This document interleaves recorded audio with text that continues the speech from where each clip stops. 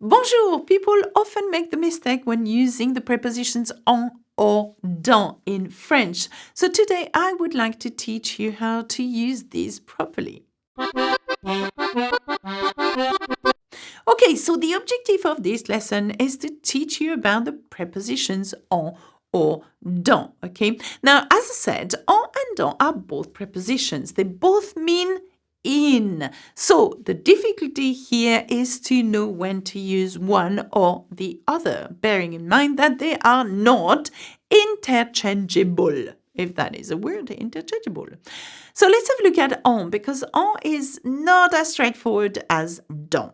Now, en is used to introduce, for example, name of countries, of regions. For example, we could say, j'habite en France. I live in France. En Provence, in Provence, okay? J'habite en, okay? Now, it can also introduce means of transport. You could say, je voyage en train. I am traveling by train. Or, je voyage en avion. I'm traveling by plane. So you can see here that en not only means in, but it can mean by as well. Now, it is used to introduce a material, for example, something made out of silver or gold, for example, or leather. You would say, j'ai une bague en argent. I have a ring made of silver, okay? En argent, in silver. En is also used as a way to divide something. So you could say, une histoire en 3 volumes, a story in 3 volumes. Or an emotional or physical state. You could say, je suis en colère, I am angry. Or je suis en forme, I am in good shape. But most importantly, en is used to introduce a location or a time, just like dans, but with different meanings. So let's have a look at that. En refers to the time required to do something. Je vais au bureau en 20 minutes. So that means it takes me 20 minutes to go to the office, okay? Je vais au bureau en 20 minutes. I'm going to the office and it takes me 20 minutes. In 20 minutes, I will be there. But also the months or the year an action takes place. So, je suis allé en Italie en 2016. I went to Italy in 2016, for example, okay? So you've got to be extremely careful. It also means as a generic location. It's also used for j'habite en banlieue. I live in the suburb. J'habite en banlieue. Okay, so as you can see, en is very versatile, okay? It has lots of different meanings when translated in English. So you've got to really be on it. Okay, now let's have a look at dans, and let's see how very different it is from en. Now remember that en and dans can mean both in.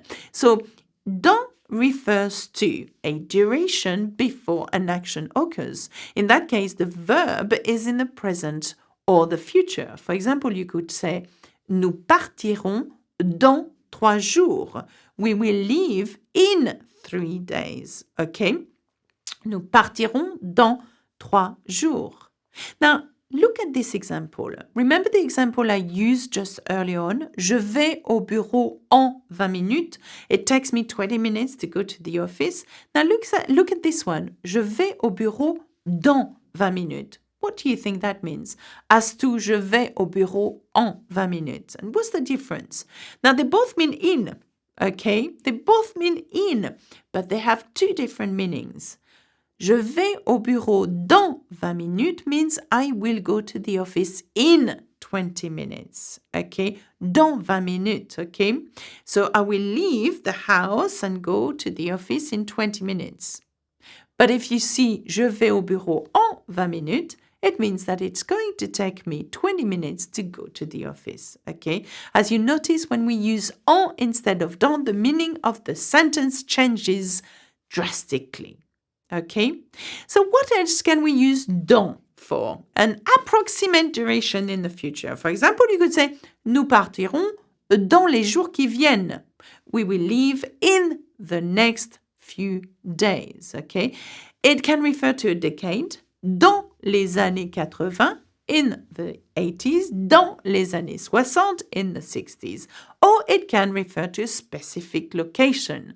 J'habite dans une banlieue tranquille.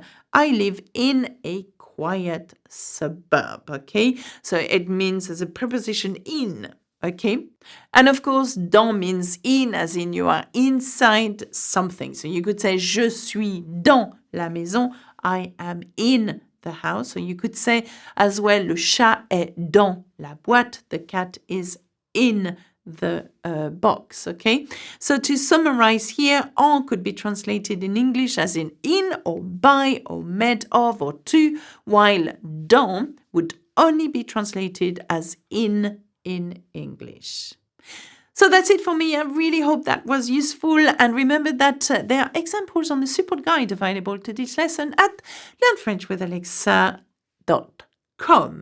Remember to subscribe, leave a comment, and I shall see you soon. Au revoir, salut, à bientôt, bisous, bisous.